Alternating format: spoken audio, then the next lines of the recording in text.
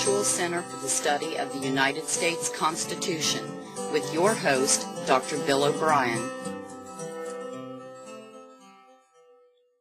Good afternoon. This is Bill O'Brien. We are into the latter part of July. Today is the 22nd day of July.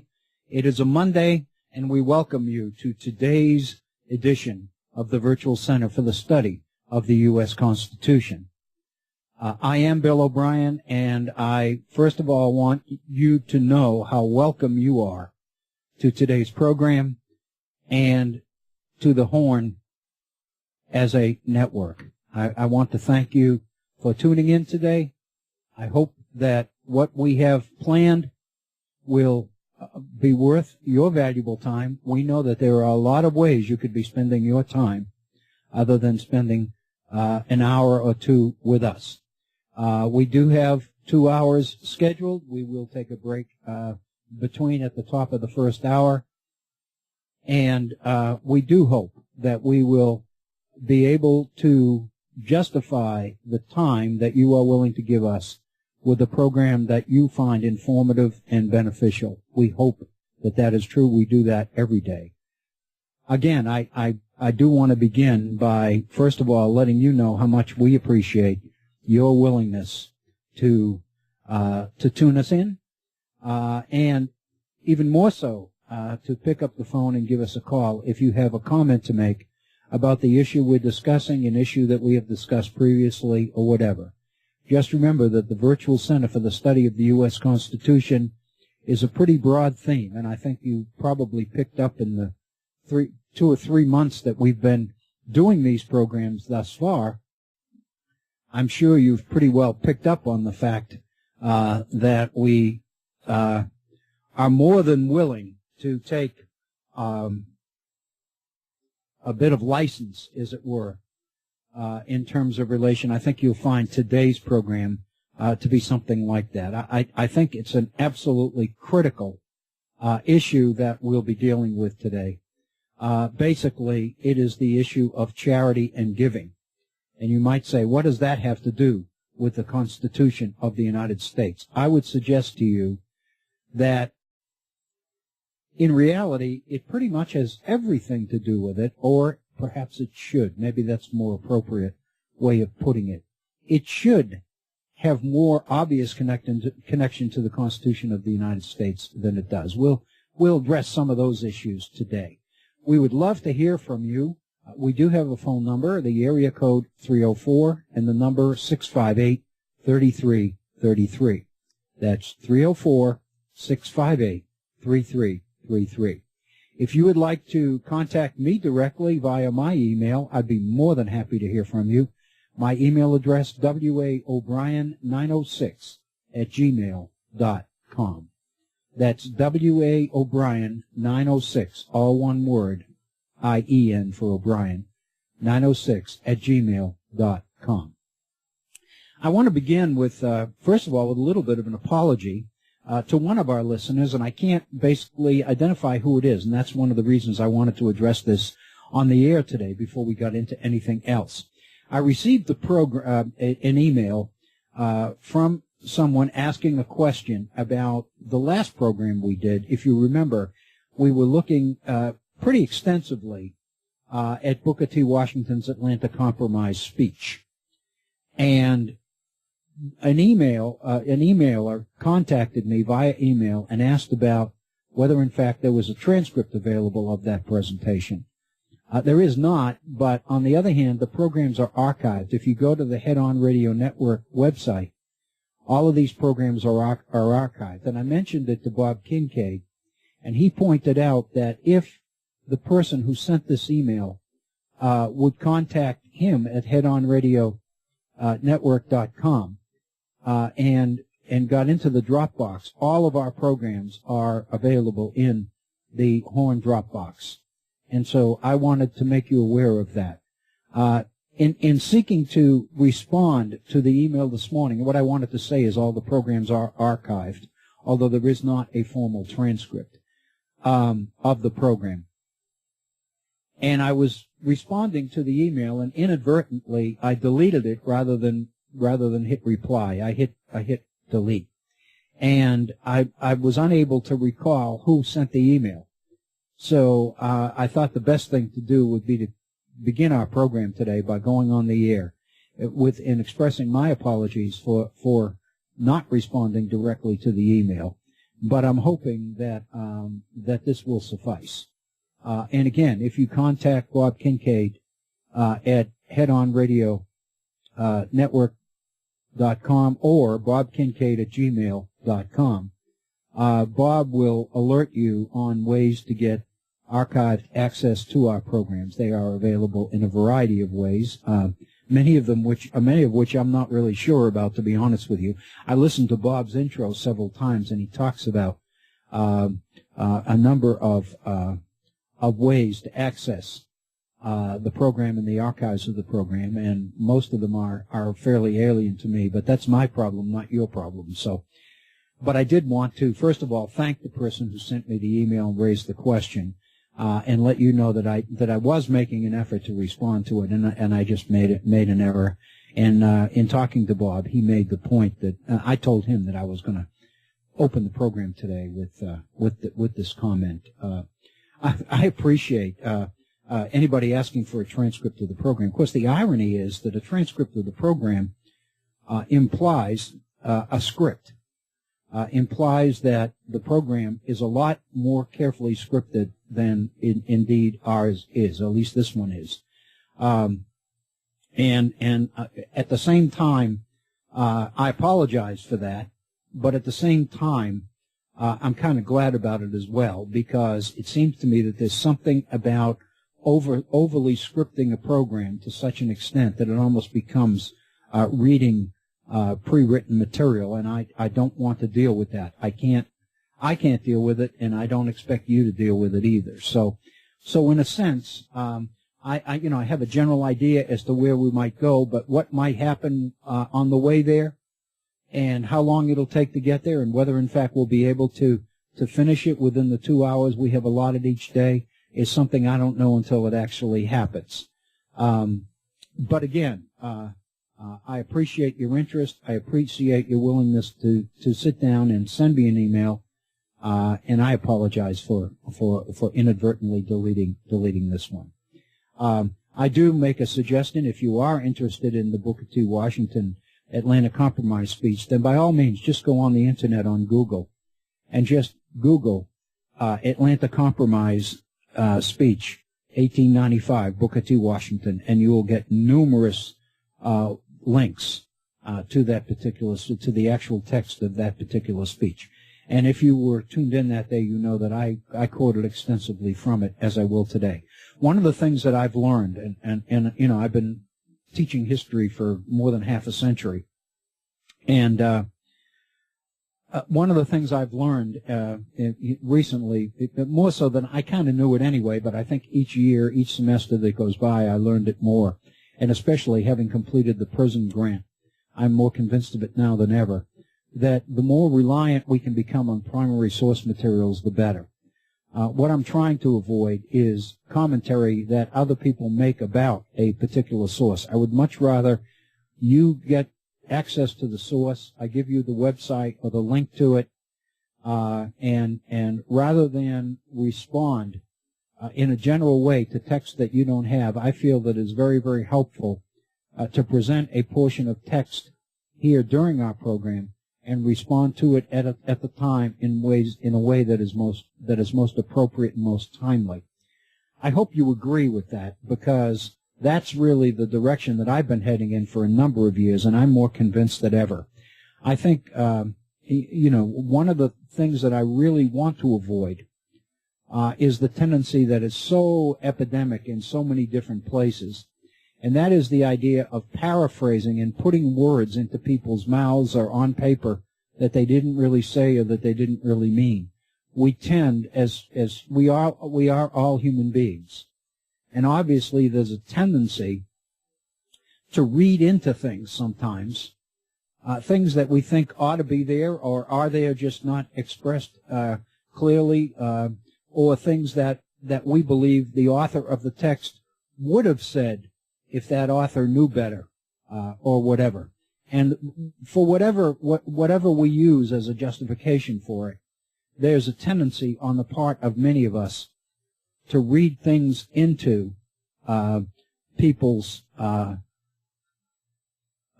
people's meaning that may or may not be there. I'm much more convinced that the way to deal with it is to deal with the actual text itself and then go from there.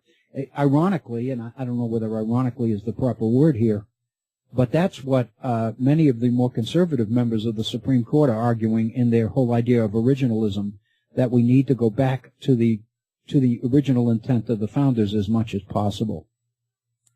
And, of course, where we have their actual written words or their spoken words or whatever, when we're dealing with primary sources, we need to begin there.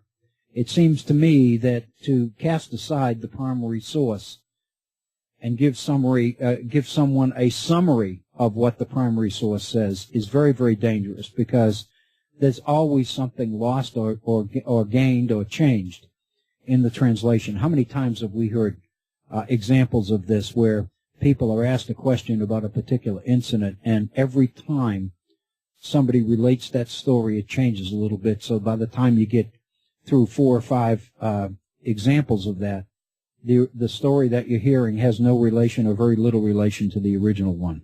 So I think, where we have the original document, whether it be a speech or a letter or a journal entry or a newspaper article or a journal article or whatever, I think we're on much safer ground if we, as much as possible, try to rely on the primary source materials.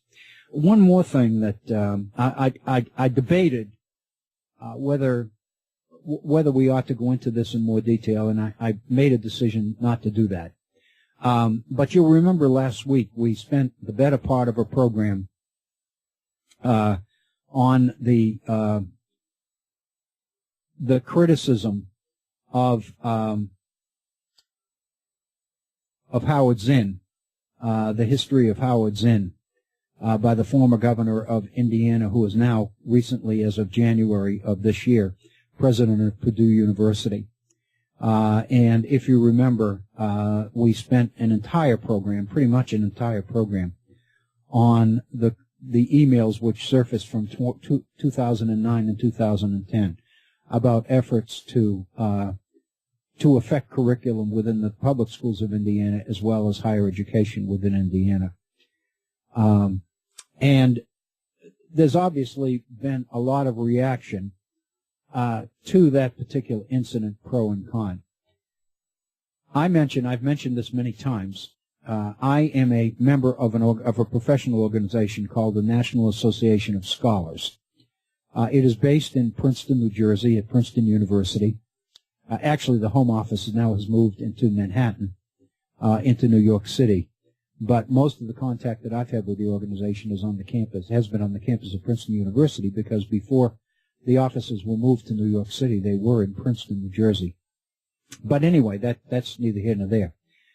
The point was that I received an email from this organization, the National Association of Scholars, from its current executive director, whose name is Peter Wood, who's a scholar of note, absolutely no question. And Peter wrote an editorial on this same issue. And the title of his editorial was that Mitch Daniels was right. Governor Mitch Daniels of Indiana is the person in question. And basically Peter Wood set out in a well-written editorial to pretty much support Mitch Daniels and his criticism of Howard Zinn and the validity of Howard Zinn's scholarship. And I read it several times. I read Peter Wood's piece several times. And in fact, I was, at the point of printing a copy with the idea that I would share it with you here on the program and comment on it. I didn't really want to spend more than the full program that we pretty much devoted to the issue already. But on the other hand, I felt the need to at least comment on it. And again, I'm not defending the particular position that I took on that issue, nor am I necessarily criticizing Peter Wood's position, except to point out to you that his and mine are pretty much diametrically opposed. And you may be saying to yourself, how is it that I can belong to an organization where he is the executive director and we would disagree so dramatically on an issue like this? I've mentioned before in comments about the National Association of Scholars that by definition it is a rather conservative group, very conservative group, I might say. What attracts me, obviously, is the title. I am a fan, a big advocate of scholarship. I am a big advocate of primary source materials. I am a big advocate of the kind of education that stems from people's willingness to address and wrestle with the primary materials themselves, rather than falling for the ideological, persuasive monologue or essay of somebody that tries to tell me what to believe about a particular issue. So again, it is my commitment to scholarship, and I can remember having a personal discussion with the former executive director of the National Association of Scholars, the person who founded it,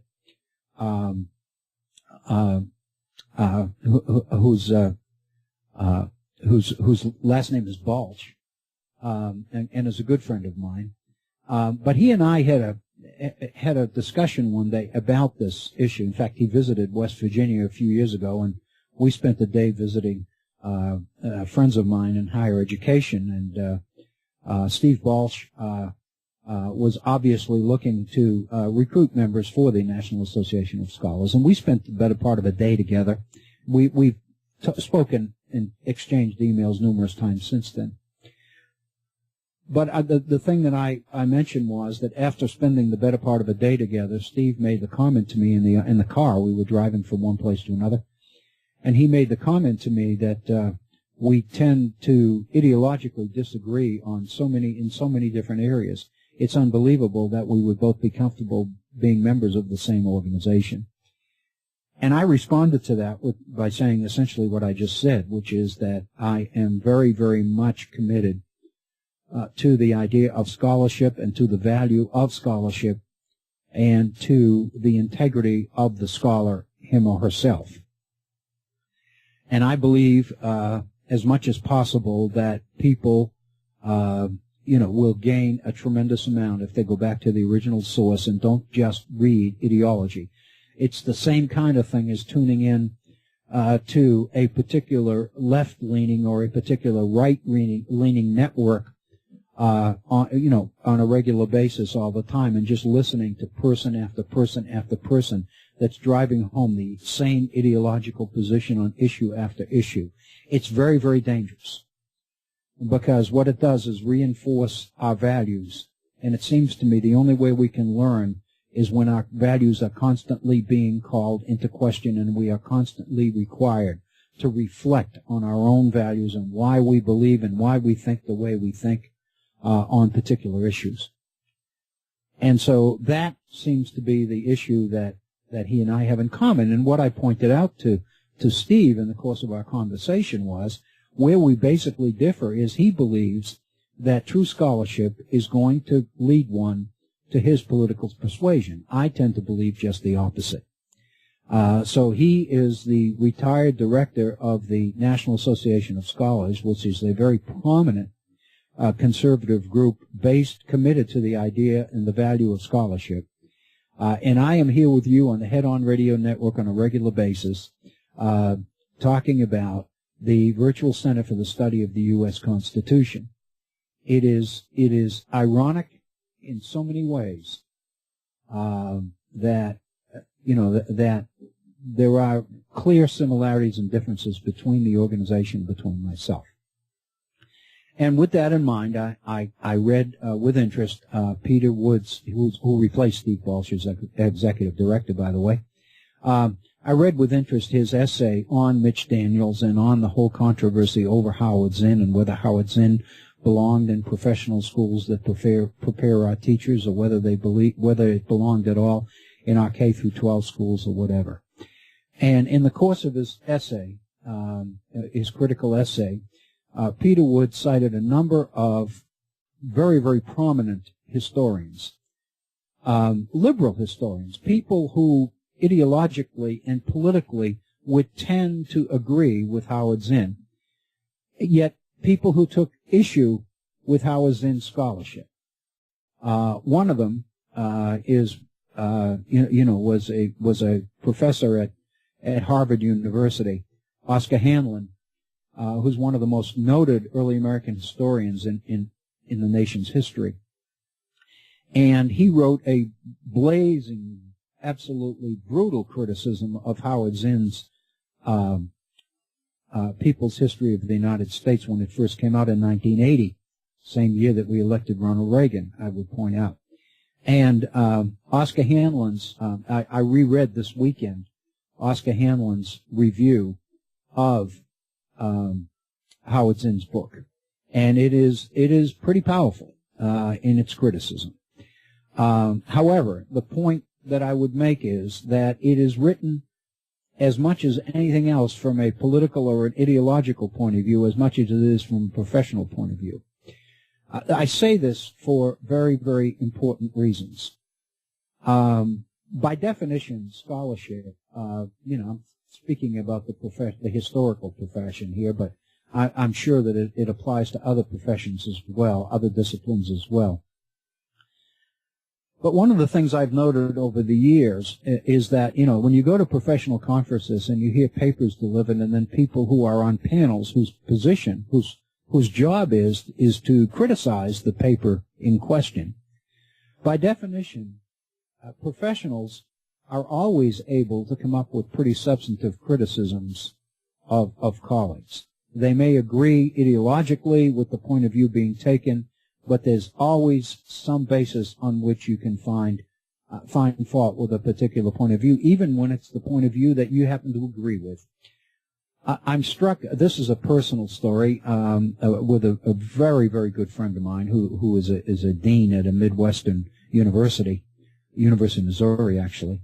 And he and I have been friends since 1965. We met in graduate school. And Bob, my friend Bob, was telling me the story several years ago, but it's stuck with me, and I think it's very appropriate now. When Bob first got his PhD in American colonial history, he was invited to deliver a paper in Great Britain, in London, at Oxford, actually. And there were a number of prominent historians, early American historians, on the panel that were appointed as critics for his particular paper. Bob was a young scholar. He had just received his PhD, had just had his dissertation published a few years before that.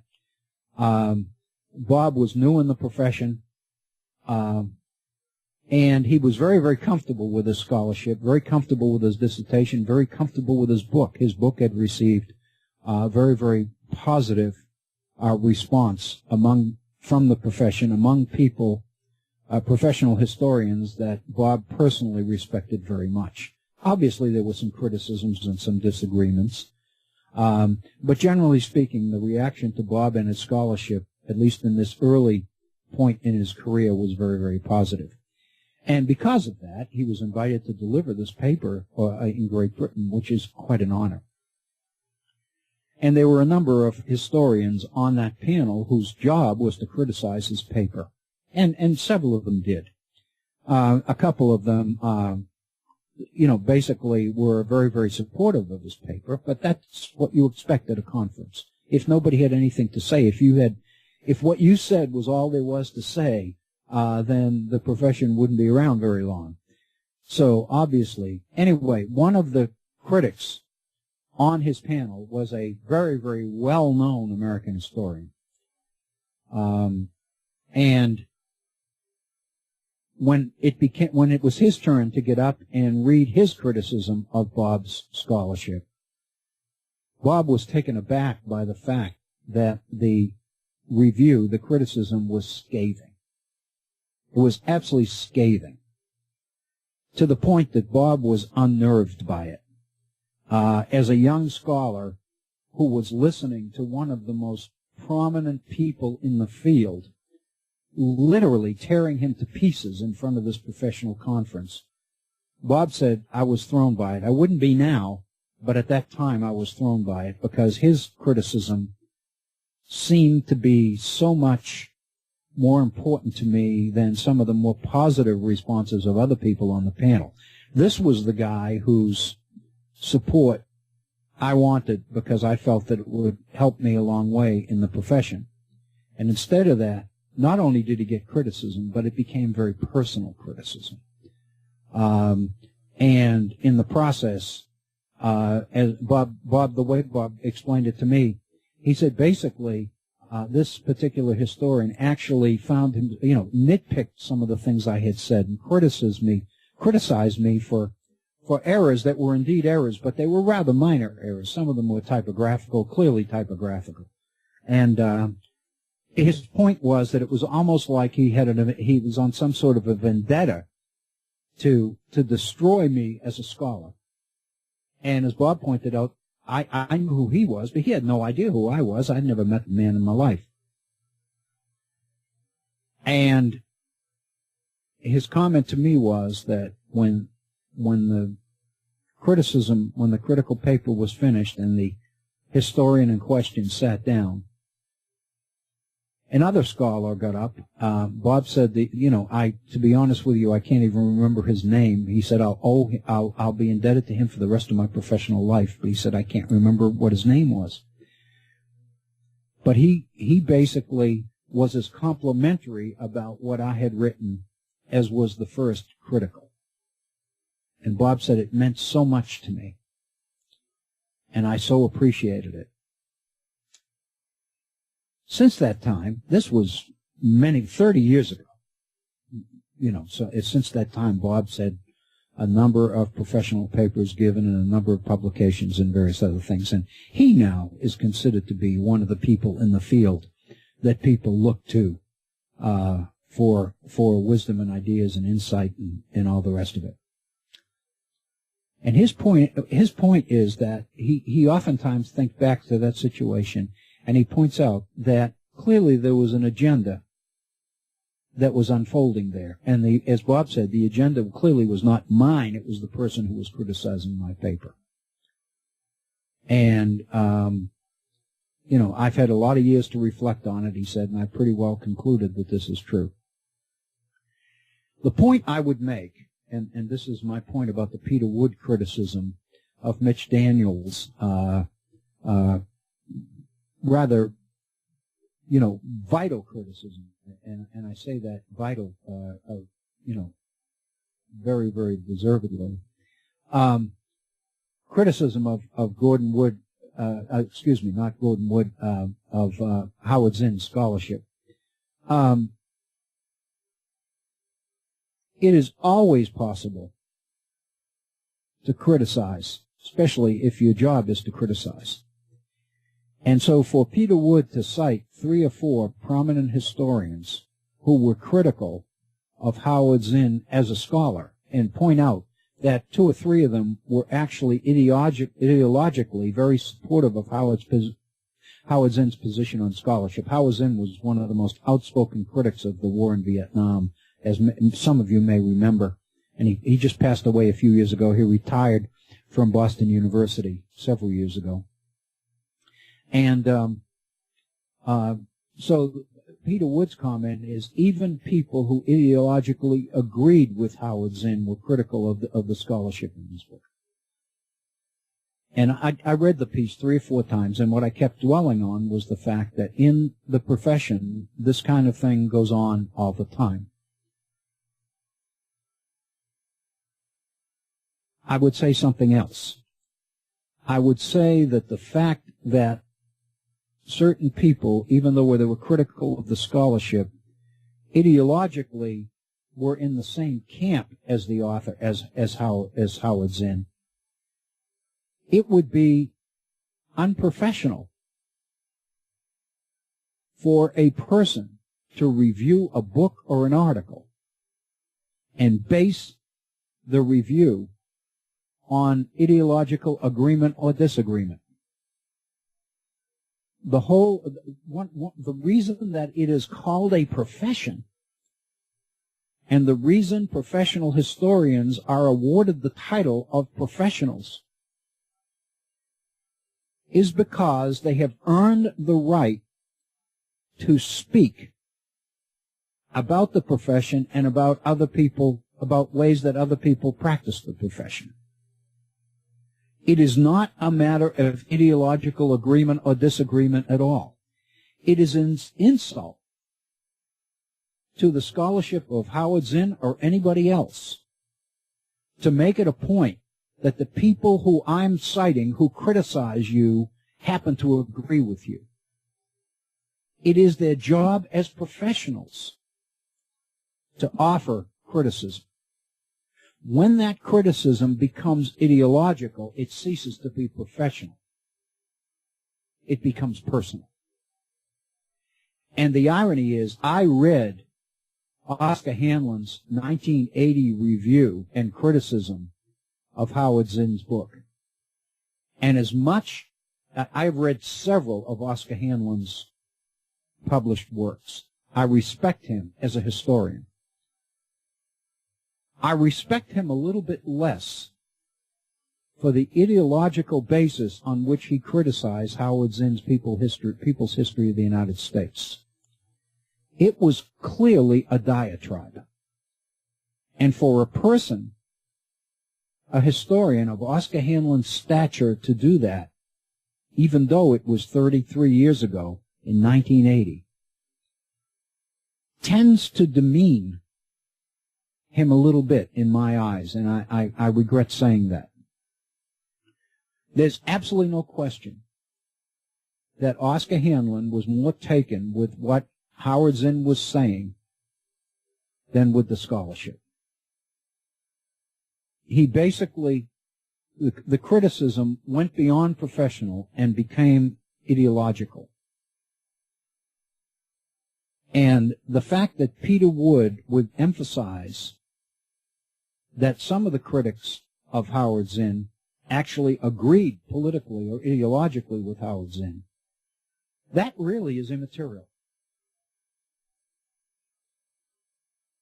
You know, if I were asked to review the work of a fellow historian, I would base my review on the work itself, not on the ideology or the political priorities or preferences of the person who wrote it. And the implication that that should play a role in this, it seems to me, is unprofessional and is unfair. Professionally, it's what non-professionals refer to as dirty pool. And what I was left with is the conclusion that Peter Wood's article, which is entitled "Mitch Daniels Was Right," was much more ideological than it was substantive. To cite some of the critics, Howard, Professor Willentz of Princeton and others, who politically would agree with Howard Zinn, but to cite them because of that political agreement really doesn't get to the point at all. The other thing to keep in mind is that it's very obvious to me, although Peter Wood doesn't say this, it's very obvious to me that Mitch Daniels is not a historian. He's not a professional historian. In fact, one of the criticisms of his appointment as president at Purdue University was criticism that was based on lack of scholastic credentials. He has a bachelor's degree, and he has a law degree. But in terms of professional credentials, they're somewhat limited. Peter Wood is correct in his criticism that as governor, Mitch Daniels does have general overall oversight of the kinds of things that happen in the schools and in the state's professional schools, whether it be Indiana or any other state. He's right there. But for the governor to basically take on and say the things about Howard Zinn, which we talked about in our previous program, I won't go back into those again, But to basically say that goes way beyond the issue of scholarship. It speaks volumes about the political ideological that is behind the ideology that is behind the criticism. And I would suggest to you that just as Oscar Hanlon's reputation went down a peg or two in my mind because of what I saw as an ideological criticism of Howard Zinn rather than a professional one, I feel somewhat the same way with Peter Wood's criticism, support for Mitch Daniels. I would suggest that that support was in many ways at least as, if not more, ideological than it was professional. I think, it basically speaks to me to what I was reading was the ideology of the National Association of Scholars, and it seemed to me as executive director of that organization, Peter Wood probably felt impelled to find a way to justify Mitch Daniels because it was the left that was criticizing Mitch Daniels. Therefore, as a spokesman for an organization which speaks for the right, the need to be critical almost seemed significant. With that in mind, with that introduction, I wanted to get into today's program. It is 38 minutes after the hour. I took a little bit longer in that than I had hoped. I apologize for the telephone in the background. I'm assuming that it is a call that I'll be able to get later. Let me share with you a personal experience that I'm going through right now. When I say going through, I don't mean it negatively. I mean it very positively. I have mentioned on our program before that as of July 1st, I became president of our local Rotary Club here. So I've been president less than a month. And tomorrow at our regular weekly meeting of the Beckley Rotary Club here in southern West Virginia, I will be delivering the program. We had a cancellation, kind of a late, not a last-minute cancellation, but kind of a late cancellation. And we tried to plug in an alternative program, and that didn't work. So as president of the group, I basically decided that I would deliver one and deliver a program. And this follows our program of last week, which was delivered by Rotary's district governor here in southern West Virginia, about the nature of Rotary and specifically the nature of the motto of Rotary, which is service above self. It seemed to me that the issue of a professional group, a group of professionals like the Rotary Club, the local Rotary Club, wherever it might be, is extremely important in this day and age. Like you, I've been reading all weekend long about the application for bankruptcy filed by the city of Detroit.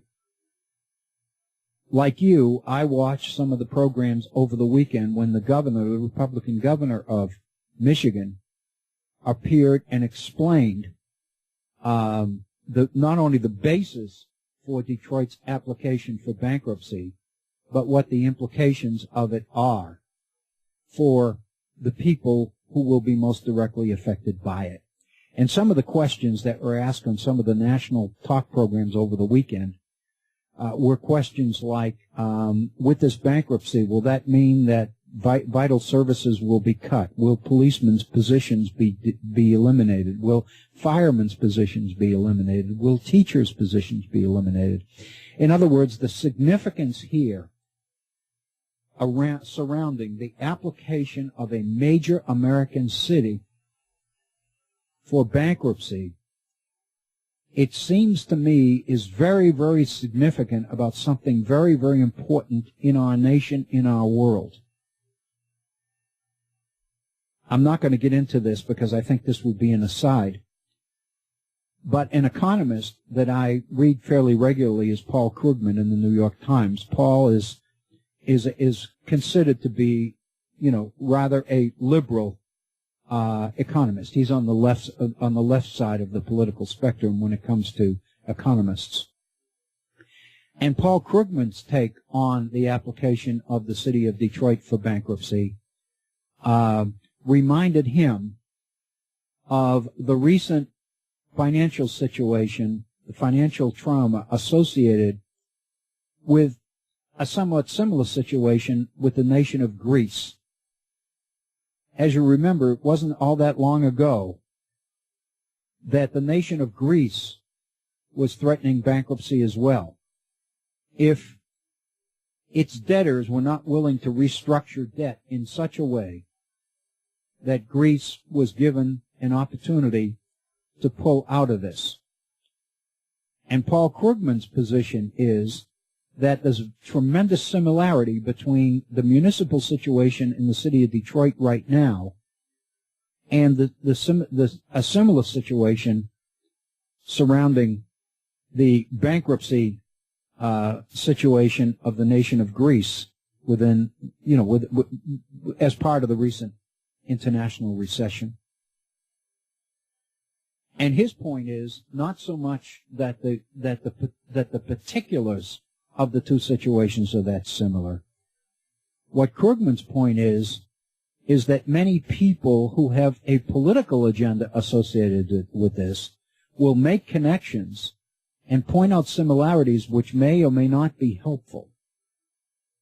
For example, just one example, and then we'll get off this. Krugman points out that actually Greece, in terms of the total economic impact that the Greek economy would have on the world, is very, very minor.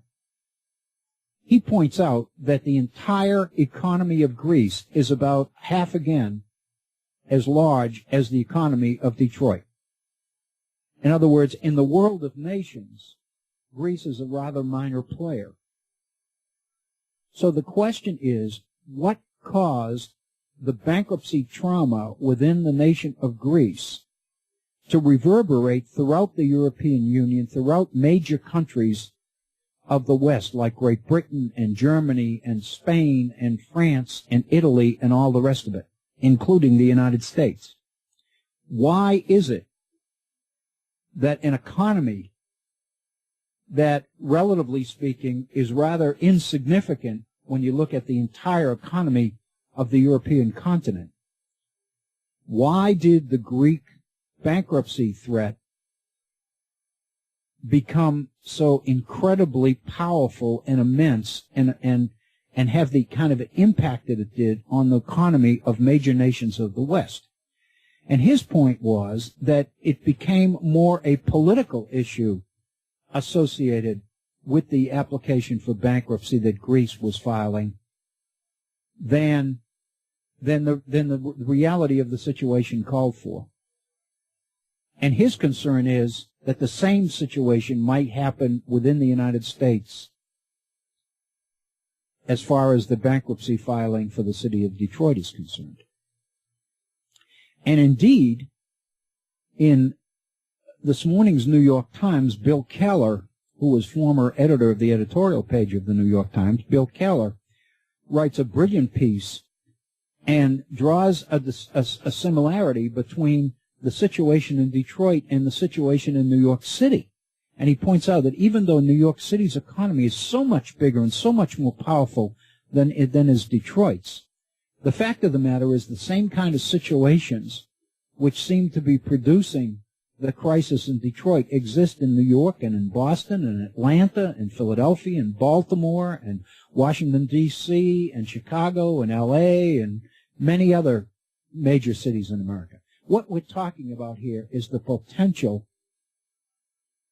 of municipal crisis in America. And part of that crisis, clearly, is tied up with the municipal obligations that many of our cities have made to their employees, both while they were working and especially after they retire. More particularly, many of you listening will recall that during the 1770s, I'm back in the 18th century. I apologize for that. It is the virtual center for the study of the U.S. Constitution, but occasionally it's important to get out of the 18th century, and I'll try to remember to do that. In the 1970s and 1980s, many of you will remember, a distinction was made in America between defined benefit and defined contribution pension programs. And for many years, organized labor in negotiating contracts and collective bargaining with employees had entered into negotiated contractual relationships which involved defined benefit pension programs. A defined benefit pension program is exactly that. It is a pension program which commits to the retiree that upon retirement, that particular pensioner will receive X numbers of dollars for the rest of his or her life. In other words, the employer is making a commitment to the employee that extends for a lifetime. When you retire, the employer is saying, we guarantee, this company guarantees that you will receive this particular amount in retirement and whatever fringe benefits and health benefits are associated with it for the rest of your life. And there's absolutely no question that companies over the years have gotten into trouble with negotiated settlements that they have reached with unions because many of them overreached. Many companies were unable to fulfill the contractual obligations that they had agreed to with their employee bargaining units as part of the collective bargaining process.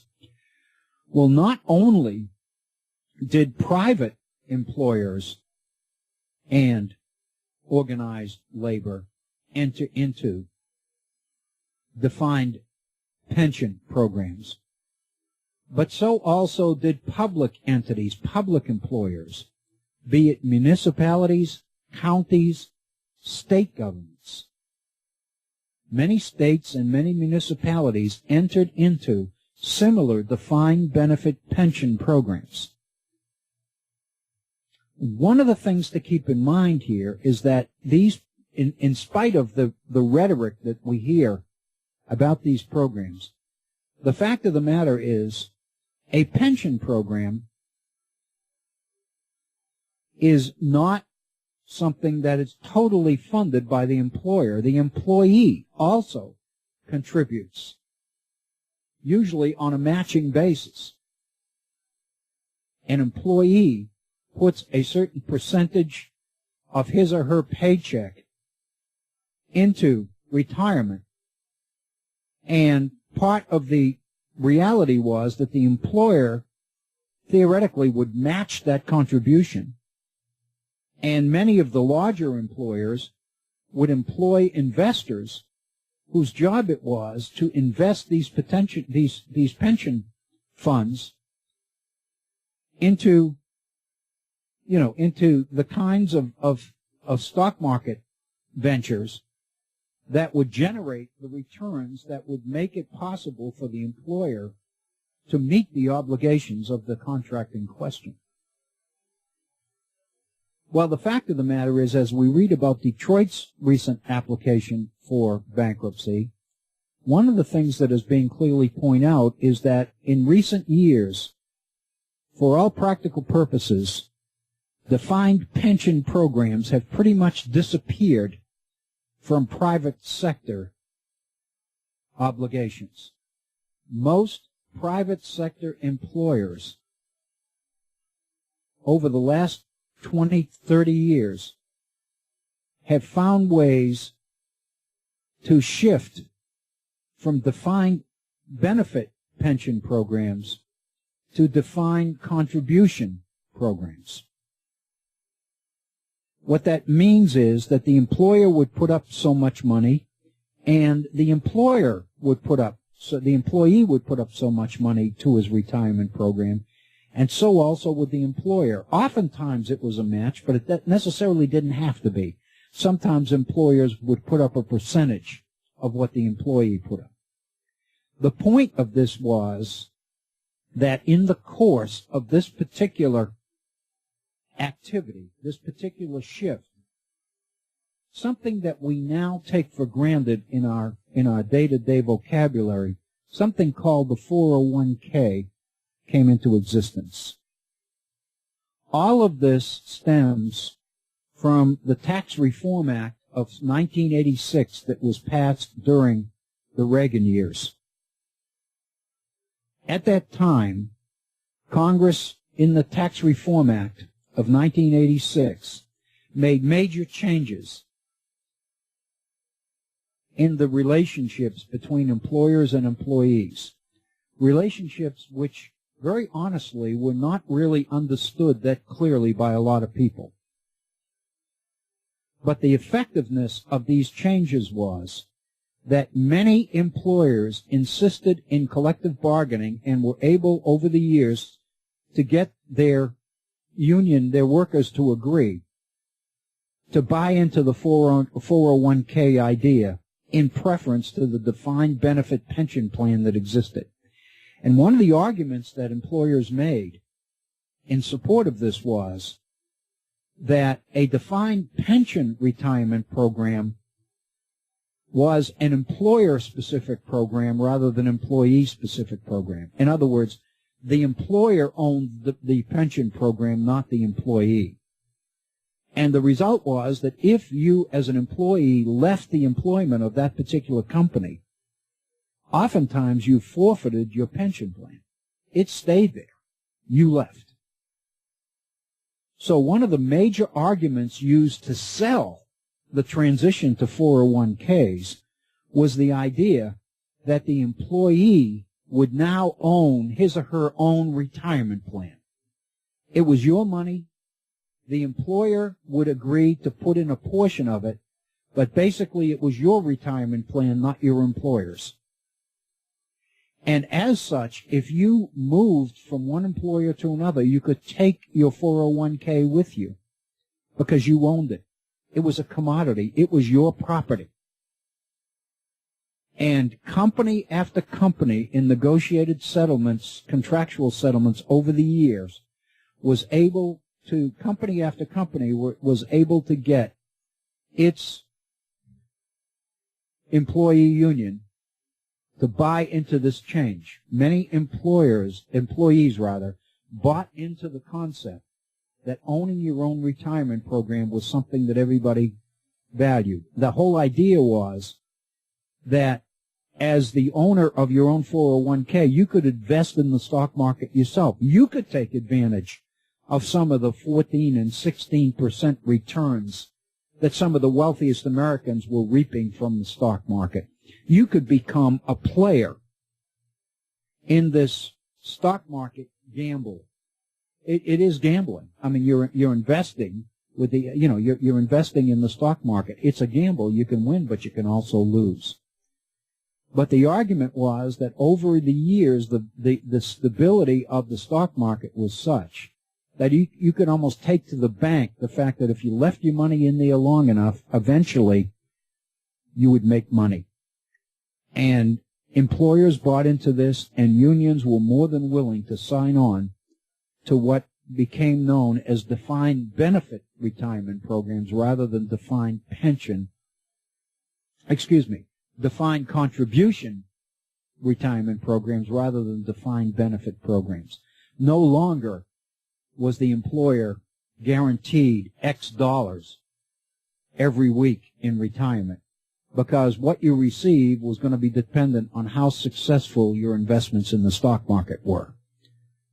And as long as the market was growing up, it was going up and up and up, the Dow was going up, everything was good. But should the market ever take a downfall, as happened in the recent recession, as many of you know, some people's 401k took a vicious beating. Some people lost half, even more than half. And if you remember, some of the major scandals, some of the major stock market scandals in recent years involved some of the duplicitous activities of employers in not investing properly or not making the contribution to the retirement programs. The argument was, government's argument was, as part of the Tax Reform Act of 1986, that removing the obligations from employers to their employees in defined pension programs, defined benefit programs, would benefit the company in its competition with other companies overseas around the world. In other words, the only way that companies could compete successfully in the international economy was to not have to compete with one arm tied behind their back, which was the contractual obligations that they had entered into in defined benefit pension programs with their unions. And so the fact of the matter is now, as we read about the Detroit's application for bankruptcy, we find mentioned in several places the fact that most private sector employees have now abandoned the defined benefit pension programs almost exclusively in favor of 401ks. The responsibility for retirement is now the employees, no longer the employers. What a tremendous benefit. And if you think about this, the result was reflected in the Dow. Many of you will remember when the Dow Jones average was in the hundreds, not thousands. As you know, the Dow now, today, is around 15,500. I can remember when the Dow was in the 800s and 900s and 1200s and those kinds of things. So how did the Dow jump from the hundreds to the thousands? And the answer is all of this money that had been going into defined benefit pension programs, employers were now able to use to play the market. The thinking was, most people's thinking was, that employers would use this advantage of being relieved of this responsibility to their employees by competing more successfully with their competition, and the result would be improved salaries, more jobs, and economic benefits to everybody. But the reality is that many companies began to make it their business to play the stock market. And in the early 1990s, in the early 90s, public sector employees began to do the same thing. Municipalities, states, began to use the same argument with public employees about the benefits of the 401k versus the limited fixed amount that you will receive in retirement now. And many people went for this. And many public employers, many cities, many states, many county governments, many state governments, I believe, operated very, very, I think questionably. I think this is very duplicitous. Many of them asked their employees to sign off from guaranteed pensions, guaranteed benefit pensions, into 401ks. But the way they did it, and the legislatures passed laws which made this legal. The change was made, and the only way that you could avoid it was if you stepped up and told your employer not to make that change for you. In other words, so popular, so successful was the sales job about the transition from defined benefit programs to 401k employee-owned programs. So successful was that campaign that public employers, states, municipalities, county governments, and state governments, made the change unilaterally. And the responsibility for opting out of it was given to the employee. But the fact of the matter is most employees didn't really understand this. Most employees didn't understand the changes that were being made. The result was that many public employees have also shifted into 401ks and away from defined benefit retirement programs as well. But the fact of the matter is, many of those public entities, many municipalities like the city of Detroit and New York and many of our other cities and state governments are obligated to those former employees who are already retired under guaranteed defined benefit pension programs. And bankruptcy is a way to get out from under those obligations. What I'm talking about here is the whole concept of humanity. I'm talking about the nature of American society. I'm talking about our obligations to each other as fellow citizens. I'm talking about the idea of community. And I'm talking about the fact that this idea of individualism that we've done so much talking about with Madison and with Federalist Number 10 and all the rest of it about individual freedom and liberty and the right of the individual to have his property protected by government and all of these other things. We have so oversold this concept of individuality that as a society we have lost the concept of community. We've lost the concept that we are a society and that as such we are members of the same community, whether it's the same city or the same county or the same state or the same nation. We are all Americans. We are all citizens of a particular state. We are all citizens of a particular city or a particular county. We are not individual entrepreneurs that are operating on an entrepreneurial basis exclusively. We have obligations to each other as human beings, as citizens, as fellow citizens. This is a republic. And while it is a republic that values the concept of individual freedom, it is a republic that must also value the benefits of community and the obligations of each of us to all of us, and the obligations of all of us to each of us. How we deal with each other seems to me to be critical. And this is one of the things that is on the table as we look at this bankruptcy issue. It's bigger than Detroit. It's bigger than New York City. It's what this nation is about. It's what the Constitution of the United States is about. It's quite different from the reality of the social democracies that we've looked at in recent weeks overseas, in Sweden and in Germany, in Western and Northern Europe. It is something that all of us need to consider very carefully. And it's something that I want to consider for the rest of today's program because I think it's vital. And we will go to some primary sources on this when we return.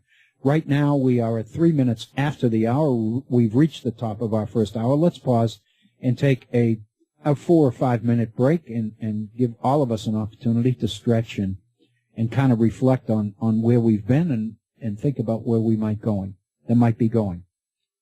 And if you are inclined to offer your opinions or pick up the phone and give us a call, this is a good time to do it. Our phone number, area code 304-658-3333. We would love to hear from you. We'll be back in 4 or 5 minutes.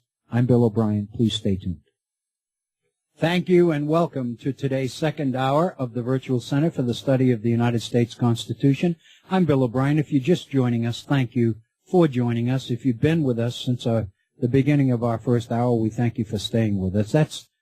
That, if you think about it, it would be quite a testimony to think that you've been here an hour and you're still here. I appreciate that so much.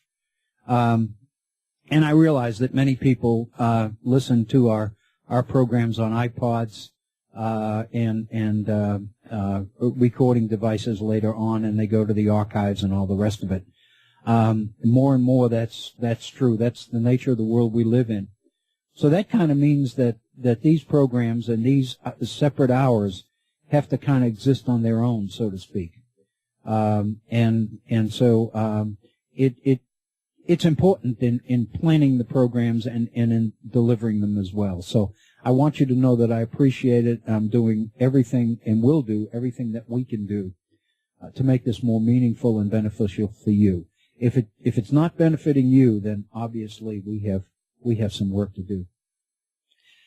Our phone number, I mentioned right before we took our break that this would be a good time to call if you do want to make a comment or observation, or indeed if you just want to basically hang in there and stay tuned. We'll continue the theme that we were on. Our phone number, area code 304-658-3333. My email address, waobrien906@gmail.com. If you're just joining us, we were talking about the transition in contemporary American society from defined benefit pension programs, which were very, very prevalent up until the 1980s, to a much more entrepreneurial, the 401k world that many of us live in. We've all become investors and gamblers in the market. Many of us didn't realize that that's what was happening to us, but the fact of the matter is, I think the recession, 2007, 8, and 9, and the fact when we look around as to what happened to many of our 401ks, I think many of us began to realize then that this is that all of us are in a gambling game. And this didn't happen by accident. It happened legislatively. Part of it was part of the Reagan-era Tax Reform Act of 1986. And it was done with the full cooperation of the Republican White House under President Reagan and the Democratic-controlled Congress under, you remember the name Dan Rostenkowski, and many of you will remember that Dan Rostenkowski ended up in prison over some of the stuff that he pulled in the House of Representatives. But he was instrumental in getting he was chairman of the Democratic Finance Committee of Congress, as I recall, and he was instrumental in getting this change through. So what we have here is a situation where the individual best interests of citizens did not carry the day in the mid-'80s. Rather, the concern was that American companies, American corporations, be more competitive with their competition around the world. And what we see is government's efforts to do anything that it could do to benefit the company, the corporations, with the idea that as they proffered and as they prevailed in international competition, the benefits would trickle down to employees in terms of better salaries, more job security, the creation of more jobs, and more flexibility in the market, and greater freedom for individual employees to move from employer to employer, from job to job, from profession to profession. This reflected and helped to promote a major change in American society. The old idea in industrial America that you would get a job out of high school or a college, whatever it would be, and you would stay with the same employer to the point that you retired there and you receive a watch, a gold watch as your retirement and all that, that's gone. And so what we hear now is the fact that the average college graduate or high school employee is going to change jobs. The argument that I hear for college people with bachelor's degrees is that the average person entering the workforce is going to change professions 6 or 7 times during their working life. And, of course, the benefit of this is that they'll be able to take their retirement plan with them, their 401k, whatever it might be. But the fact of the matter is your 401k now is an investment. It's an entity. It's a commodity on the market. And other people, as we know, are making decisions which directly affect the benefits you reap from your 401k. And many of us, and I consider myself among these, many of us are not investors. We don't know the market. And so while we're carried away with the idea that this is independent, becomes my property, my retirement, my this, the fact of the matter is we are required as part of our 401k to get into a market which we really don't understand, which means we're required to depend on the investment decisions of others to take care of us. And not to get off on a diversion here, that we'll be into this many, many times, but what we hear all the time, I just saw a video this week with Chris Hedges, who's a feature writer for The Nation, an interview about the extent to which, whether it's Democrats or whether it's Republicans in control of Washington, the fact of the matter is Goldman Sachs is always in control. And, and so be it. And that's part of what is involved in the change we had. The point that I was making at the end of the hour, and this is the point that I want to pick up on during this hour, is the fact that lost in this whole transition, in this translation, if you will, is the idea that we are all citizens in this together. We are citizens of a republic. And if you remember, in 1776, right at the time of independence, America's founders believed that civic virtue, people's willingness to put the public interest ahead of their own self-interest, was a priority. Boy, have we come 180 degrees since then. Now what we're saying, and we can see it with the bankruptcy application of the city of Detroit, now what we're saying is each of us is kind of being left to fend for ourselves. And we are being discouraged from looking to our fellow man or to our community or our fellow workers or our government or anybody else to take care of us. In fact, if you remember in our last presidential campaign, Mitt Romney, in that famous video that he didn't know was being filmed, made the point to a group of prospective Republican investors that there were 47% of the American people that he defined as takers. They were people that never were going to vote for Republican because they were not entrepreneurs. They didn't want to, but they wanted to be taken care of. They wanted to get on the dole and stay there, and they would never do anything politically. In other words, they would always vote Democratic because their number one priority was to stay on the dole, or on public assistance or get their check or whatever the term was. And you know the impact that had on the recent election in 2012, that video. But the point I'm making is we are a community, we are a society, and in spite of the fact we tend to be misinterpreting our own past in order to justify the priorities of those who seek to define the present. And I think that's very significant. And I've got a few quotes here that I wanted to share with you. Many of them are things that we've listened to and talked about before. But I think they're appropriate here. This is a letter from Thomas Jefferson written in April of 1787. Of course, April, as you know, is the month before the Constitutional Convention is going to convene in Philadelphia. In fact, April of 1787 is when James Madison publishes his famous Vices of the American Political System, his criticisms of the Confederation government. And in this letter from France to Peter Carr, Jefferson is making the comment about man as an individual versus man as a member of society. And Jefferson says that, I think this is so important. Jefferson said, man was destined for society. His morality, therefore, was to be formed to this object. He was endowed with a sense of right and wrong merely relative to this. This sense is as much a part of his nature as the sense of hearing, seeing, feeling. It is the true foundation of morality.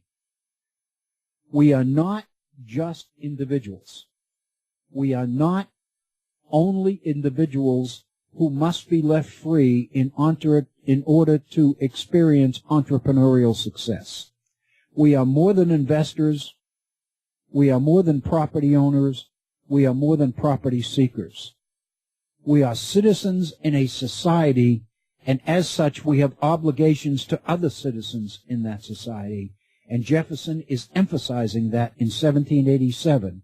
And, of course, the message that comes out of the Constitution that's going to be drafted beginning the very next month after Jefferson writes this is going to emphasize something quite different. It's going to emphasize the idea of protection of private property and the idea of factionalism and the idea of individuals organizing with other individuals for their own self-interest, and the tendency that it is the idea that it is naive to put too much stock in people's willingness to put the public interest ahead of their own private interests.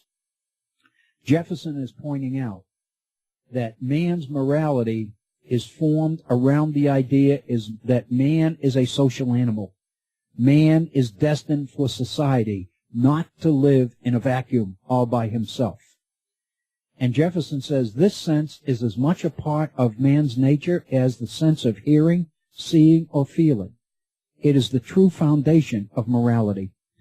The moral sense, or conscience, Jefferson says, is as much a part of man as his leg or his arm. It is given to all human beings in a stronger or weaker degree. It may be strengthened by exercise, as may any particular limb of the body.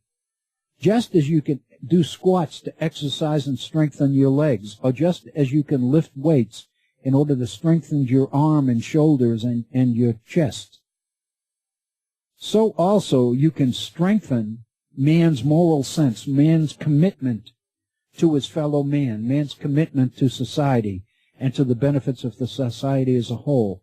It too can be strengthened.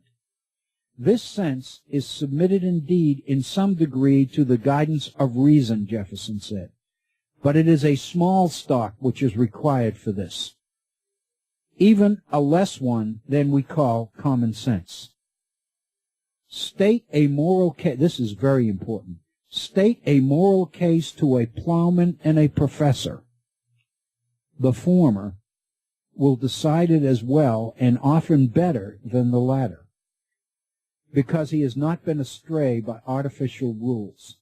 What Jefferson is saying is, what comes from one's heart, what comes from his conscience, as opposed to the conscious or from his head, is vital here. And while we put an overemphasis on the cognitive, on the rational, on the logical, on the best interest, the things that are going to benefit me the best as an individual, the fact of the matter is the things that come from your heart, what makes you a human being, what makes you a member of a society, as Jefferson said, sometimes the overeducated are overeducated in these things, and when you go to a plowman, to a basic person who works for a living, you will find oftentimes that that person will perform better than the latter, than the professor, because he's not been led astray by artificial rules. Jefferson is emphasizing the importance of society, the importance of community, the obligations that each of us have to each other. These are obligations which we tend, as a people, to downplay and put aside, and to push toward the back burner or push off the table entirely. There's no question, for example, that the transition to 401ks from defined benefit pension programs is an example of just what we're talking about. It's an effort to appeal to people's individual entrepreneurial sense that if you get control of your 401k, you can invest it better. You can reap the benefits of the market, as are some of your fellow Americans. You can do this. Why should you commit to the idea that you're going to get a fixed amount of money when you retire, when you can do so much more during your working years, and you can live a much better life of retirement? You can travel, and you can do all of these things when you retire that you have a right to, because you will have invested wisely. And the result is, of course, the key, of course, the agenda here was to relieve employers of this obligation to their employees.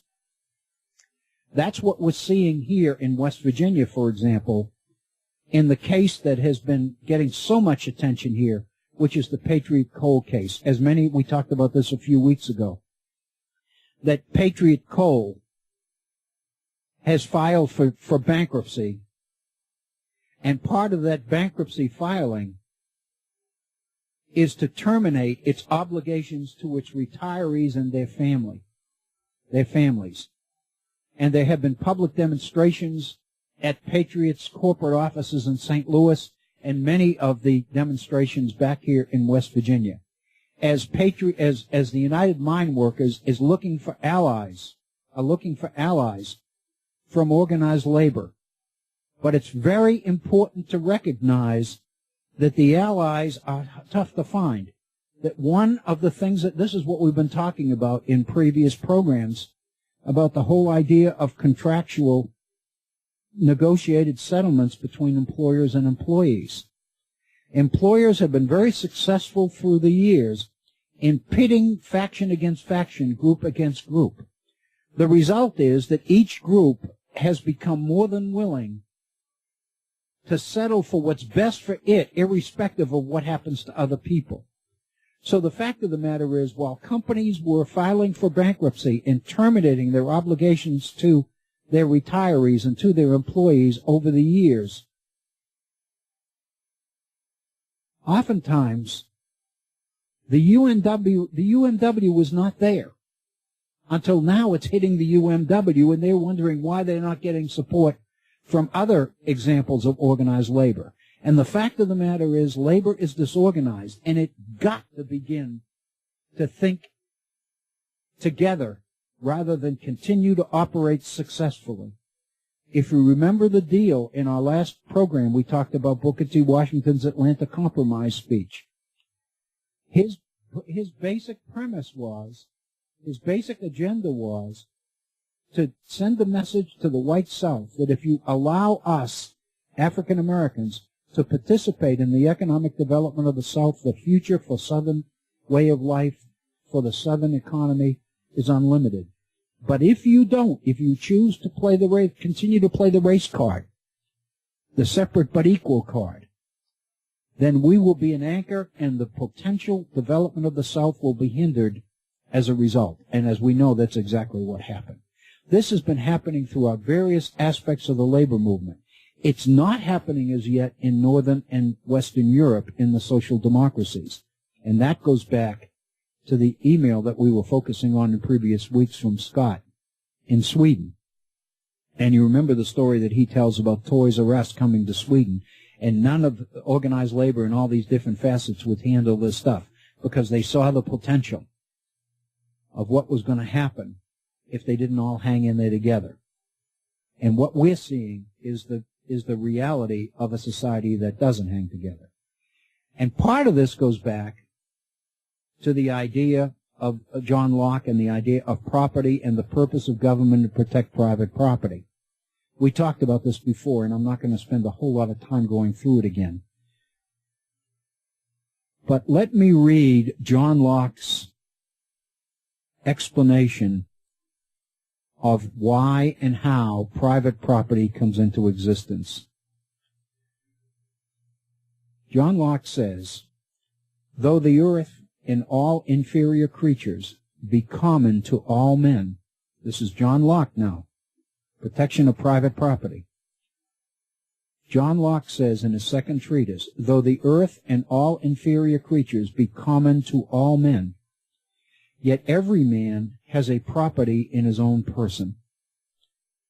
This nobody has any right to but himself. The labor of his body and the work of his hands, we may say, are properly his. Whatsoever, then, he removes out of the state that nature hath provided, and left it in, he hath mixed his labor with, and joined to it something that is his own, and thereby makes it his property. The state of nature originally belonged to everybody. But Locke says that when an individual worker, laborer, man, is willing to invest his own sweat and his own labor into a particular piece of property, then that investment of his own labor makes that particular piece of property his. He develops the right to carve that piece of property out of the common as his. And he has a right, if he chooses to put a fence around it. It hath, he says, by this labor, something annexed to it, that excludes the common right of other men. For this labor being the unquestionable property of the laborer, no man but he can have a right to what that is once joined to. In other words, once you expend your labor, your sweat, you invest your sweat equity in a particular piece of property, then it's yours and you have a right to have it protected. And the reason that man chose to leave the state of nature and create government in the first place was in order to create an institution or an entity whose primary objective was to protect your property from those who would threaten it. That's John Locke, and that's what conservatives are always pointing to. However, what they choose to not include is the last part of that paragraph from John Locke. At least where there is enough and as good left in common for others. To John Locke, the key is that you have a right to your property, to what you've worked in. But John Locke's position is you only have a right to that property that you can use. You do not have a right to accumulate property that you don't need just for the sake of accumulating it, because every piece of property that you accumulate is a piece of property that others do no longer have access to. So therefore, Locke says, while all of this idea of your right to work on a piece of property and expend your sweat equity as a way to make it your own, all of this is within the context of making sure that there is enough and is good left in common for others. In other words, while you have a right to your personal property, so also do others have a right to theirs. Locke saw and we've done this before, so I don't want to beat this beyond reason, but Locke believed that the issue that made all of this volatile was the institution or the introduction of money, of a financial or economic value on property. Once money gets into the equation, as John Locke says, money is something that by mutual consent men would take in exchange for the truly useful but perishable. Once men agree on the value of particular items, of particular pieces of property, then money equates with that value. And once you put a monetary value on a particular piece of property, then the money, the existence of money, makes the accumulation of more property than you need beneficial. Until there was money, people only believed that they should or could have a right to private property that they needed, that they could use, that would benefit them. But once you put a monetary figure on it, then the accumulation of property becomes a common good, becomes a human priority. Locke says, Chapter 2, Section 47, find out something that had the use and value of money amongst his neighbors. You shall see the same man will begin presently to enlarge his possessions. Once there's monetary value associated with property, then the accumulation of more property than you need becomes an objective. And then you get to the next part of this equation, which is charity. Locke believed that the right to charity was something that every citizen in a community had a right to. Charity was not something that the giver chose to give to the needy. Charity was something that every citizen had a right to because he was a citizen of that community. What that means is that that property which is not private must be held and cared for and protected by government in the interests of the community. Everybody has a right to a certain standard of living in community. Every person has the freedom to acquire property. It is not envisioned in Locke or anywhere else that there would ever come a time when there wouldn't be enough property for everybody to have a right to have access to it. Charity, John Locke says, gives every man a title to so much out of another's plenty as will keep him from extreme want, where he has no means to subsist otherwise. True community, Locke believed, entitled every citizen to what he needs in order to avoid extreme poverty, extreme need. Charity was not something that you bestowed on the needy because you're a good person or a Christian or a Muslim or whatever you happen to be. Charity is the right of every citizen. What we have done as part of this shift from an emphasis on community to an emphasis on individualism and on individual freedom and self-interest is we have appropriated, literally, we have appropriated the concept of charity and shifted it from the person who has a right to it to the decision of the person who chooses to bestow it. We have turned charity, we have turned giving into something that is alien to what charity was about. Charity was the right of every citizen to have his or her needs met by the community at large. It wasn't something that you were granted. It was something you had a right to. And every citizen in the community had an obligation to make sure that nobody in that community should ever suffer for want because there wasn't enough.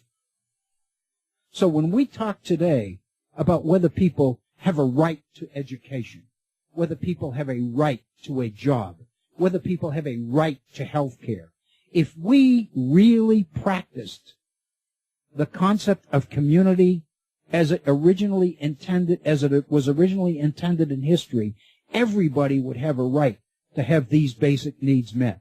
If health care is a right of every human being in the modern world, then how much you can buy or how much insurance you can afford ought not to figure in it at all. It is society's obligations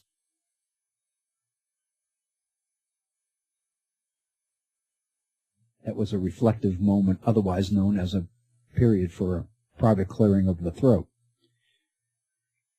It is a right of every human being. If health care is important, then every human being who's a member of the society has a right to it. If we are making medical breakthroughs, there is something unjust. There's something that violates what Jefferson called one's sense of morality and conscience. When one believes that I have the right to the kind of health care that gives me access to these kinds of medical breakthroughs, but you don't. Think about that. Is that the American way? Is that the American way that we want? If I can, let me share with you another primary source. This is one of my favorites. This is Ralph Waldo Emerson. People I know throughout in school have read, many of them have read Emerson's famous essay on self-reliance. Teachers and school systems love to assign the essay on self-reliance because they believe that it implies that everybody needs to take care of themselves. If you read Emerson's essay on self-reliance, you find out that Emerson is saying a lot more than that. But Emerson also wrote a short, beautiful essay entitled Gifts. And he's talking about charity. He's talking about the difficulty of knowing what is the right gift to give somebody. And I'm going to, if you don't mind, I'm going to quote extensively from Emerson here because I think it fits so well into today's theme. Emerson says that it's said, and of course when he's writing this is in the 1830s, Emerson said, it is said that the world is in a state of bankruptcy, that the world owes the world more than the world can pay, and ought to go into chancery and be sold. And Emerson said, he said, I don't believe in this idea of general insolvency or anything else. My issue comes down to the difficulties we experience in Christmas or New Year's when we're trying to bestow gifts on other people. But Emerson said the real issue of choosing gifts, the real challenge, is what he says he calls the impediment that lies in the choosing of the appropriate gift. And Emerson recommends flowers and fruit as always being fit presents. Flowers because they are a proud assertion that a ray of beauty outvalues all the utilities of the world. In other words, the beauty of flowers supersedes the commodity pricing of more useful things in the world. Flowers aren't useful, many people believe. Emerson said, oh, but they are. They are so beautiful. And what that beauty does for people has value that we, unfortunately, have lost. Fruits, he says, are acceptable gifts oftentimes, I'm adding oftentimes, because they are the flower of commodities and admit of fantastic values being attached to them. And then Emerson makes tells this little story, which I think is pretty powerful.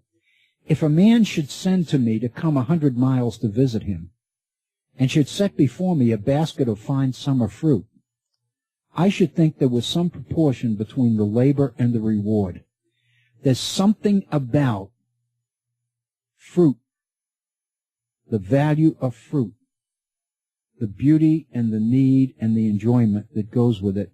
So Emerson is saying fruit and flowers always is a good gift. Then he gets into the details of his message in this essay on gifts. And he talks about necessity. And he said, necessity is one of those things that makes gift giving easy. He says, if the man at the door has no shoes, you have not to consider whether you should procure him a paint box. In other words, if the person who shows up at your door is in need, is hungry or ill-clothed or whatever, then all the challenge of decision-making is gone because the immediate need is to meet that need. So the irony is that the existence of abject poverty makes gift giving easy for the person who has to make the decision what to give. But obviously, Emerson is suggesting to us that something's not right about that. Necessity, Emerson says, does everything well. In our condition of universal dependence, each on each other, he says, it seems heroic to let the petitioner be the judge of his necessity and to give all that is asked, though at great convenience. Next to things of necessity, Emerson says, the rule for a gift, which one of my friends prescribed, is that we might convey to some person that which properly belonged to his character. In other words, if you're not meeting a person's clear needs, then the next best thing is to come up with a gift that is appropriate to the person who's receiving it, to the character of the person who's receiving it. And if you do that well, it is an indication that you've put time and effort into the gift giving, and that has value, Emerson implies.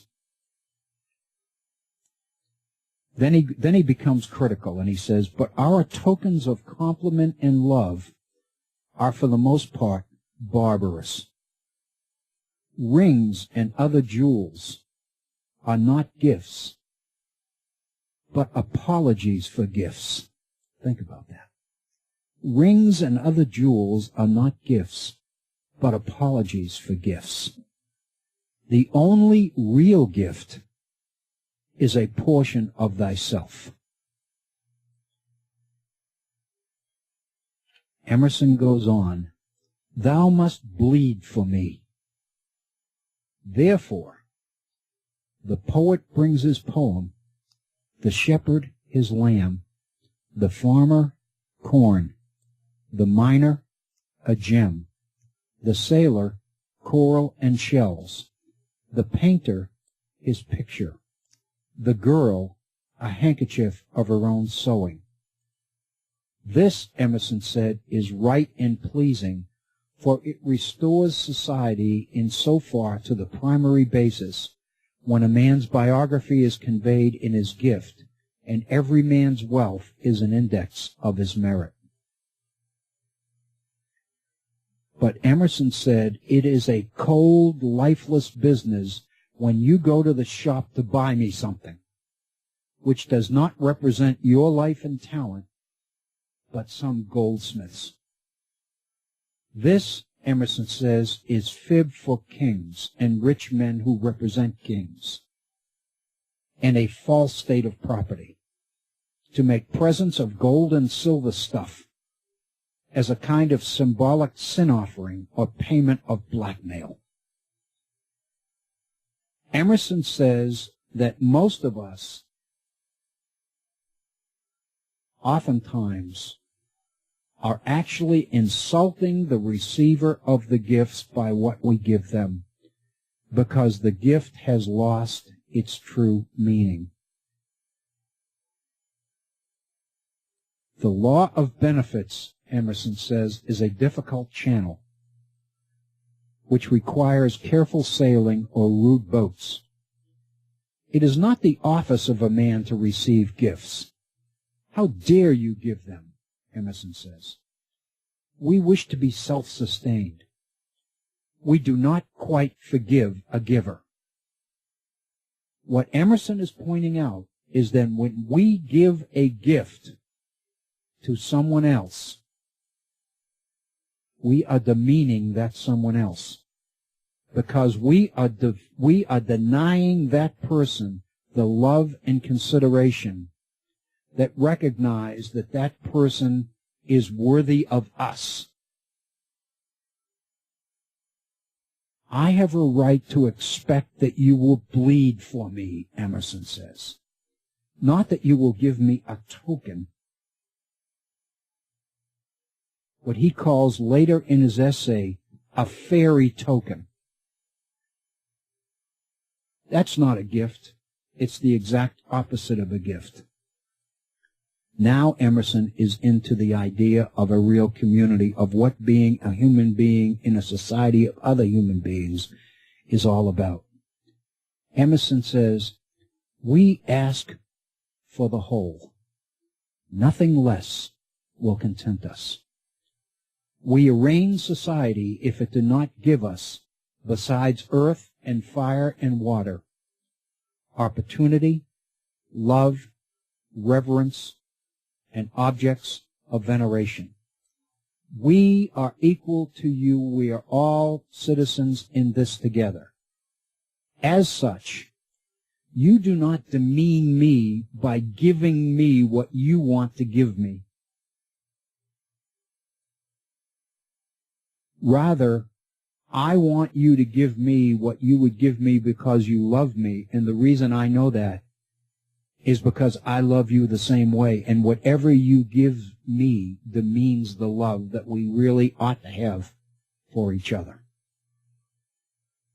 He's a good man, Emerson says, who can receive a gift. We are either glad or sorry at a gift. Both emotions are unbecoming. Violence is done, I think, he says. Some degradation born when I rejoice or grieve in a gift. Now listen to this. I'm sorry when my independence is invaded, or when a gift comes from such as do not know my spirit, and so the act is not supported. If the gift pleases me overmuch, then I should be ashamed that the donor should read my heart and see that I love this commodity and not him. The gift to be true must be the flowing of the giver unto me, correspondent to my flowing unto him. When the waters are truly level, then my goods pass to him and his to me. All his are mine, all mine are his. I say to him, how can you give me this pot of oil or this flagon of wine, when all of your oil and wine is already mine? Which belief of mine this gift seems to deny. If you give me something, you are saying that I don't have a right to it. But the fact of the matter is, as citizens in this community together, we all have a right to what we need, and we all have a right to be respected by each other as equals. Wow. If you think about that, it is absolutely incredible. Hence, Emerson says, the fitness of beautiful, not useful things for gifts. The value of the beautiful is that it sends the message that you believe the person receiving it is beautiful. And so therefore you set out to give what is beautiful to the beautiful. And you would expect the same thing in return. And Emerson is suggesting that anything less than that is what he calls a fairy token. The reason for all these discords, Emerson says, I conceive, is that there is no commensurability between a man and any gift. You cannot give anything to a magnanimous person. After you have served him, he at once puts you in debt by his magnanimity. The service a man renders his friend is trivial and selfish, compared with the service he knows his friend stood in readiness to yield to him. Once we look at it, the idea that the water is level, and what's mine is yours and what's yours mine, to quote a very famous expression, once that actually becomes the driving force in gift giving is easy. The gift demeans the relationship or the respect that exists between people.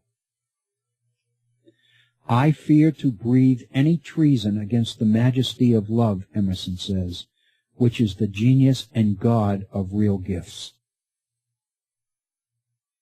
Anything less than that, he says, is a fairy token. For the rest, I like to see what we cannot be bought and sold. I like to see that we cannot be bought and sold. The best of hospitality and generosity is also not in the will, but in fate. I find that I am not much to you. You do not need me. You do not feel me. Then am I thrust out of doors, though you proffer me house and lands. You offer me everything, but the fact of the matter is you are really telling me that I am not part of your world. But love them, and they feel you, Emerson says. What I am suggesting, we have only a few minutes left in today's program. What I am suggesting is that as we read about the municipal filing of bankruptcy for the city of Detroit, and while we talk about the transition from defined pension programs to define, define benefit programs, to define investment programs. We are suggesting something more important. We are suggesting that each of us is primarily and first of all an individual. We are denying the existence of our reality as a citizen in a society, in a community with others. We have actually appropriated, going all the way back to John Locke and Thomas Jefferson, we have actually appropriated the concept of charity. We've turned charity from something that is beautiful into something that is demeaning. And if you think about what it is that causes people to not enjoy the holidays anymore, or Christmas anymore, or whatever you call it, it's because we've taken on this obligatory giving as part of the economic livelihood of our economy. It so demeans the things that make relationships with our fellow citizens beautiful. And we're losing it. We continue to lose it. We have got to start to rethink what we're doing. Part of it, I would suggest to you, goes all the way back to the issue of codetermination that we've been talking about. It is very important that those who do the work begin to make the point that as the doer of the work, I am better qualified than you are who manages me to make the kinds of suggestions and the kinds of contributions to decision-making that are most meaningful. When we all work together, we succeed together. When we work individually, we succeed or fail as individuals. It is so ironic that many of us believe that we live in a zero-sum world where the only way that I can measure my success is by your failure. My God, that's frightening. In the business world, we constantly hear the phrase win-win, a win-win situation. It's very important that we do all we can to make that happen. Tomorrow, as I mentioned, I'm delivering the program to the Rotary Club here locally. Rotary is an organization that is committed to service above self. One of the points that I want to make is that we as a group of business and professional people in this community have to get away from the idea that we are somehow fulfilling our obligations by writing checks to particular charities and particular individuals in need. The only way that we can restore community and restore the love that holds that community together is when we put away our checkbooks and actually go out there into the community and begin to feel what our fellow man is feeling. And begin to let our fellow man know that our genuine affection goes beyond our ability to write a check. That's one of the messages that I want to bring to our local Rotary Club tomorrow. We're at 58 minutes after the hour. Our day is done. I want to thank you for tuning in to today's session of the Virtual Center on the study of the U.S. Constitution. We will be back tomorrow. I invite you to stay tuned to the Head On Radio Network for Bob Kincaid. His program begins momentarily. Please be safe. We want to have you back again at the Virtual Center. I'm Bill O'Brien. Thank you so much for listening.